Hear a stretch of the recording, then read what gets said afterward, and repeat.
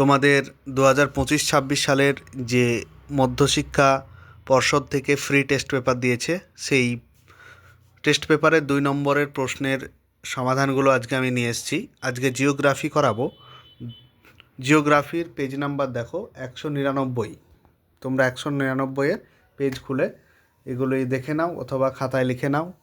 আর একটা অ্যানাউন্সমেন্ট আছে যে মাত্র 99 টাকার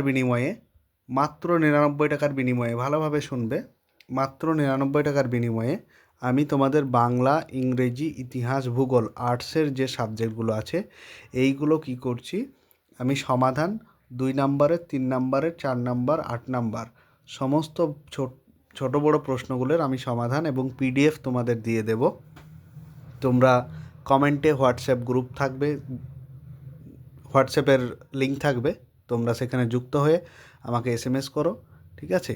তাহলে আমি তোমাদের একটা আলাদা হোয়াটসঅ্যাপ গ্রুপে জয়েন করে নেব এবং সেখানে এই সমস্ত পিডিএফগুলি প্রোভাইড করব, ঠিক আছে?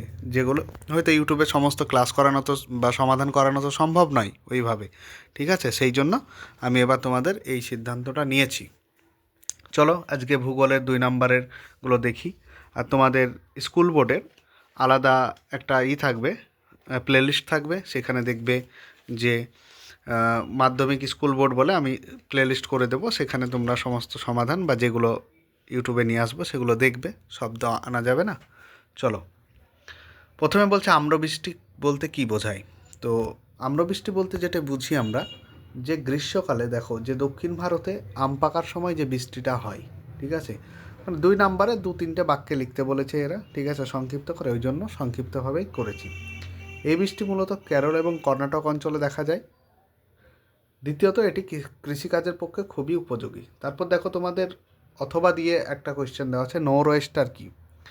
তো নরওয়েস্টার হলো গ্রীষ্মকালে সংঘটিত প্রবল বজ্রঝড়। এটি উত্তর পশ্চিম দিক থেকে আসে বলে এর নাম নরওয়েস্টার। এতে ঝোড়ো হাওয়া ও বৃষ্টি হয়। 3 নম্বর দেখো হামাদা কাকে বলে। হামাদা হলো একটা পাথুরে মরুভূমি অঞ্চল। এখানে বালির পরিবর্তে পাথর ও নুড়ি বেশি থাকে। সাহারা মরুভূমিতে হামাদা দেখা যায় বেশি। পরবর্তী কোয়েশ্চেন দেখো, অথবা দিয়ে জলবিভাজিকা বলতে কি বোঝো। জলবিভাজিকা হলো উঁচু ভূমিরেখা। এটি 2 নদীর অববাহিকাকে পৃথক করে। যেমন দেখো ভারতের বিন্ধ্য পর্বত একটি জলবিভাজিকা। তোমাদের একটা জিনিস করতে হবে, যে জলবিভাজিকার এইগুলো মানে কি বলতো, ওই একটা করে উদাহরণ দিয়ে দেবে, সংজ্ঞার সাথে একটা করে উদাহরণ দিয়ে দেবে, তাহলে তোমরা 2 মার্কস ফুল পেয়ে যাবে, ঠিক আছে? কোনো আর নাম্বার কাটতে পারবে না। পরবর্তী কোয়েশ্চেন দেখো, বৈপরীত্য উত্তাপ কাকে বলে। বৈপরীত্য উত্তাপ হচ্ছে যে ভূমি ও জলভাগের উত্তাপে পার্থক্যকে বৈপরীত্য উত্তাপ বলে। দিনে এটি দিনে ভূমি দ্রুত গরম হয়, মানে ভূপৃষ্ঠ আর কি, এখানে ভূপৃষ্ঠ লিখলেও খারাপ হয় না, ভালো হয়। রাতে দ্রুত ঠান্ডা হয়। এটি বায়ু চলাচলে প্রভাব ফেলে, ঠিক আছে? এইটুকু একদম সহজভাবে লেখা হয়েছে। চলো পরবর্তী কোয়েশ্চেন দেখো। হ্যাঁ, যারা চ্যানেলটিতে নতুন অবশ্যই চ্যানেলটি সাবস্ক্রাইব করো, যেসব সমাধানগুলো আসবে তোমাদের কাছে যেন আগে চলে যায়। আর অবশ্যই শেয়ার করো ভিডিওটি, ঠিক আছে? তোমাদের যারা স্কুল বোর্ডের বন্ধু রয়েছে তাদেরকে অবশ্যই শেয়ার করো বা গ্রুপে শেয়ার করে দিও, সবাই হোয়াটসঅ্যাপে স্ট্যাটাস দিয়ে দিও। হ্যাঁ, চলো, ITCZ বলতে কি বোঝো। ITCZ-এর আগে এইখানে ফুল ফর্মটা লিখে দেবে, যে ইন্টার টপিক্যাল কনভার্জেন্স জোন। এখানে লিখিনি আমি, তোমরা লিখে দিলে ভালো। ইন্টার টপিক্যাল কনভার্জেন্স জোনস, এটি হলো আন্তঃক্রান্তীয় সংযোগ রেখা।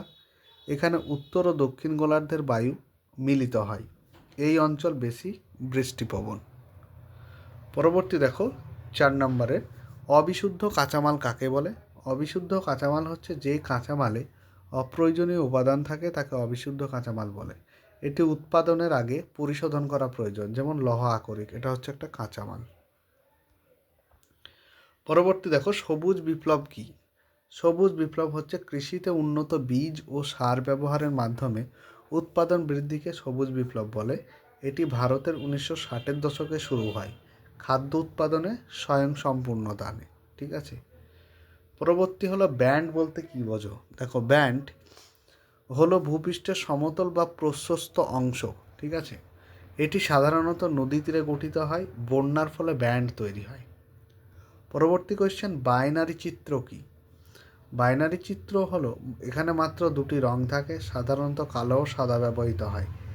এটির চিত্র প্রক্রিয়াকরণে ব্যবহৃত হয়। ঠিক আছে, এইভাবে লিখে দেবে।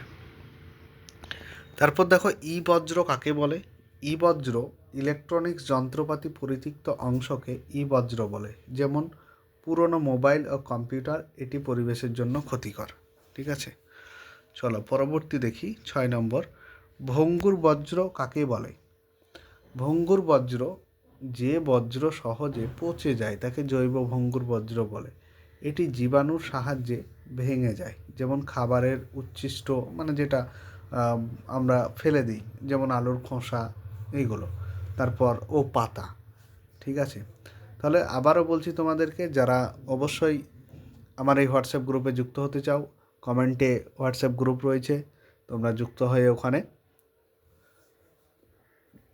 যুক্ত হয়ে যাবে। চলো পরবর্তী দেখি। এই 6টাই তো ছিল, মানে 12টা কোয়েশ্চেন ছিল, তোমাদের দেওয়া রয়েছে। তো আমি আস্তে আস্তে তোমাদের সমাধানগুলো নিয়ে আসছি। তোমরা চ্যানেলটি সাবস্ক্রাইব করো আর পাশে থেকো।